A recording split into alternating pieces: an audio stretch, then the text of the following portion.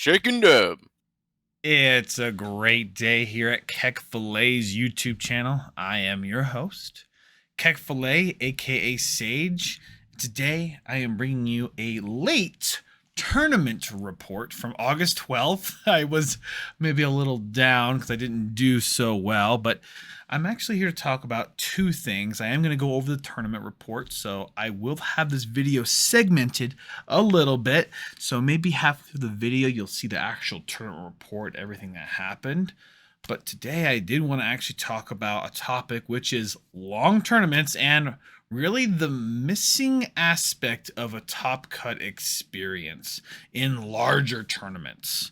And I feel that there's been a little bit of a shift of things. I understand why they don't do top cut in a lot of things, but now I think the dynamic has shifted a little bit and would be kind of hype if we were to do something like that. I just wanted to get your opinions and your thoughts about that, and make sure you please leave those in the comment below.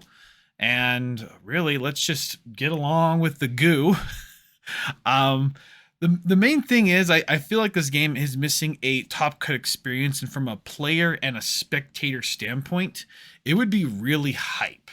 Now, I understand that Bondi has kind of a prerogative. Maybe it's because of money and time, and I'm not even sure if it's Bondi or these tournament organizers, but I feel like there would be at least some sort of hype. Maybe they can kind of capitalize on that hype with some sort of exclusive way to get them in with the masses. Now, I will say this, when it comes to webcam events, and I'm a huge fan of webcam events and why they're there, the fact of having something like a 2-day event or a top cut is not as realistic.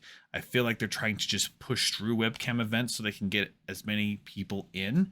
And now we hit the aspect of there's so many tournaments and there's so many there is so many spots in a tournament that really isn't too much of an issue anymore.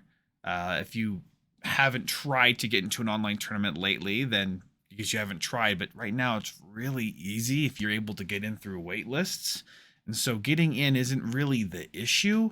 It's more of the aspect of playing it. And these 10-round games can be quite exhausting when you do so many of these tournaments, and it can be very demoralizing realizing when there was only 512, you only had to be top 10% to get a top 64 prizing.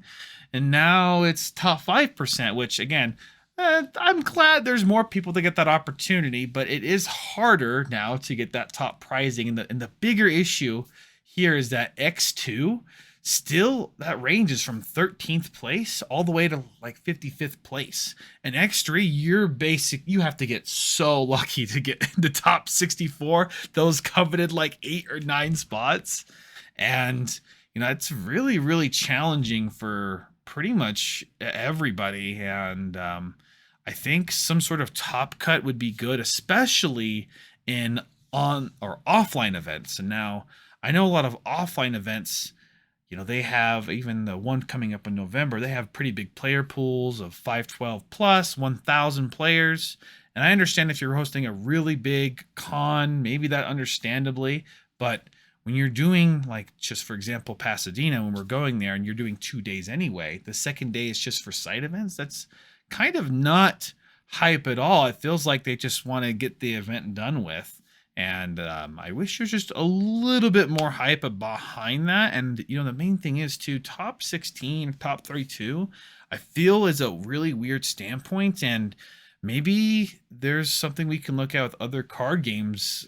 Personally, I've actually had it pretty bad with Bushiroad. They always do top 8, but the tournaments aren't very big. And pretty much you have to be X1 to hit top 8 in a big tournament like that. And that can be really hard and challenging. Right? But at the end of the day, maybe we should do something where if everyone who's X2 of the 10 or 9 round tournament, there will be a top cuts and they just run it like that. If that's 48 players, if that's 64 players, if that's even more players, that's even better. And I really think that would kind of like dispel a lot of things. If people X3, they know they're not going to top cut. They might get top or pricing, but they won't top cut. And that's just the main thing. And I guess kind of what happened with me this weekend too. When I played on an online webcam, I went X3, and it's really no one else's fault besides my own. I felt like I was running. Usually, I run off the high of winning games, but I was just so physically, mentally exhausted, and it wasn't even because of the games. I honestly didn't prepare to be that energetic that day, and I decided to drop because I guess I wasn't fun losing. And I guess that's my problem again. I didn't want to lose anymore, but I just left 4-3, and honestly, I went and laid down because I don't know why, I was just super tired. And but rant's over. I feel like I would like to know what you guys would think about some sort of top cut, maybe X2. We'll just get in a top cut for day 2 for bigger events, especially for offline. Webcam, I understand why they wouldn't do it, but offline, I don't think there's too much of an excuse why not, especially that they're going to have a 2-day event most of the time anyway. And with that, I will now go to my tournament report from August 12th. All right, so the games from the August 12th goes as follows. I did win 4, lose 3, and then I dropped. I was thinking about doing more, but I'm like, oh, it's only 2 more rounds. I realized it was 3 more rounds, and I was just physically exhausted. So, and I've done worse. I've went like 4 wins, 6 losses before, or 4 wins, 5 losses before in a tournament. It didn't affect me. I wanted to play. But now, me doing tournament every week, this time I didn't want to stick it out. So, number 1, round 1, I faced a Nami. Very, very nice guy. I would say that I would have changed a few things I did. I have a strict strategy against Nami, and that's going semi-tall. Now, my mistake in here is I went too tall and not semi-tall. There was times at the end of the game I was swinging for 19 when I could be swinging for 13 and 13.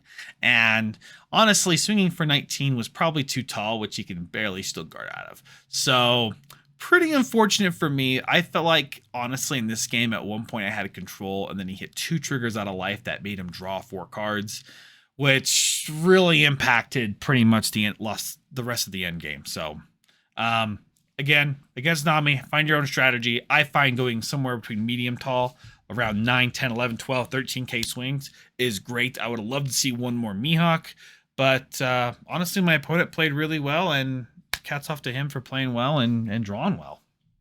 And my next game, I go 1-1. I face a Newgate. There was an awkward moment here where he forgot to put out life, but I gotta be honest, guys. We got a judge and everything because we didn't know what to do. He didn't forget to put out life. We were having such a good time talking to each other that he forgot to put out life, and it's kind of my fault as well. So I didn't want any infraction to be made against him, and he made a mistake the game before, so he's a little tilted. And honestly, the guy was super nice. I was able to come away with the win on this one, and I guess the main thing that really happened this game is that he went second and I went first. He chose to go second, and I curved out really well, and that's kind of the main thing that happened there. Now round 3, I'm now 1-1. I'm facing an Odin. The Odin I faced did brick really hard. He didn't see any of the cards he was looking for. He's only finding searchers. It was honestly just rough. He just bricked super hard. I didn't really know what to do. I just went at him, attacked him, and I won with a lot of life. And really, there really isn't much said about that. He's got pretty unlucky with his draw.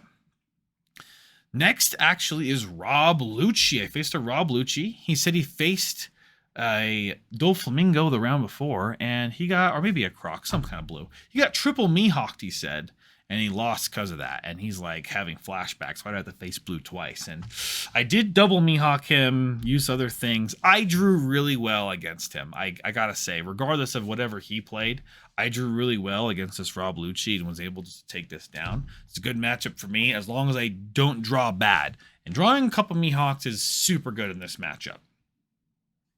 Next, I faced a Law in round 5, and this point I'm feeling pretty good. I'm 3-1. I did lose my first game. My tiebreakers aren't going to be good, but then I faced this Law. I did lose by 1K. the game was a lot rougher for me than actually admitted, but I went for the end game where I had nothing else to do, and he ended up getting a 1K out of life. It wasn't too surprising. I think this guy played well. I think I could have done maybe one thing different on another turn, but honestly, like, this guy played well, and we were only that 1K difference. I was pretty happy being only 1K off from winning, essentially, and I mean, that's just what happens sometimes. Round 6, I face a Zoro. In this matchup, I just ended up getting all the cards I really needed. I did go first, but it was a really, really fun matchup because the guy was really funny. He also had Boa Hancock sleeves, and I'm kind of notorious for Boa Hancock sleeves as well. And, you know, I loved playing against this guy, but I did draw pretty decently and was able just to clear board. The whole game was about clearing board. I think I drew also like and placed like 5 or 6 Gecko Morias. Gecko Moria was like the most funny thing ever about this game. And again, all my games are in my Twitch. They only are there for a limited time because of how past broadcasts go. So please give those a look and have a laugh at those. I'm not really going to post these on YouTube and commentate over them, but it was a great fun game if you haven't watched it live. And my final round that I did play was round 7. I lost against the Law. Now, this game was going so far my direction. I was having a good time. I had a good curve. I was trying out some things here, and I felt like everything was going good. And he had a really good end game play here.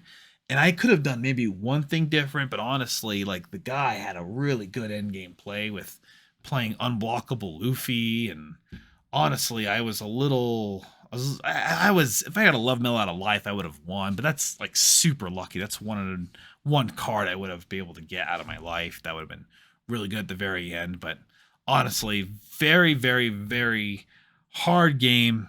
He played very, very well, and I mean, again, I barely lost, and from there, I was just way too tired, and gotta keep my head up for the next weekend. I'm gonna keep playing Doflamingo, and I'm thinking about downloading the sim and doing stuff. But I also want to talk to you guys about what's going on too. I'm gonna be doing a lot more things on YouTube, and also with Will the Wind's Patreon. I might have something in the works for my Patreon.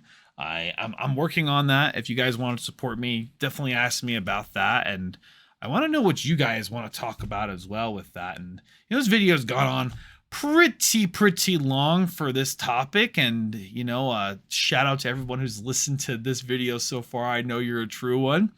And but with Will the Win, I'm working with him a lot. There's doing a lot of coaching in his Discord. I pretty much am a social media manager for Will, and get everything set up and make it easy. And honestly, the amount of feedback and want for people to get better at this game right now is so high. I want to really focus on that. So even at my job at home, I'm going part-time at my job, so I have more time for people like you and talking with you guys, especially on there and on here. But thank you everybody so much for watching this video. Make sure you please like and subscribe. It really does help. I really appreciate it. My channel's really grown. I'll be keeping the uploads up, and I will see you all in the next one. And I'll be streaming this Saturday. See you in the next one. Ciao. Chicken Derby!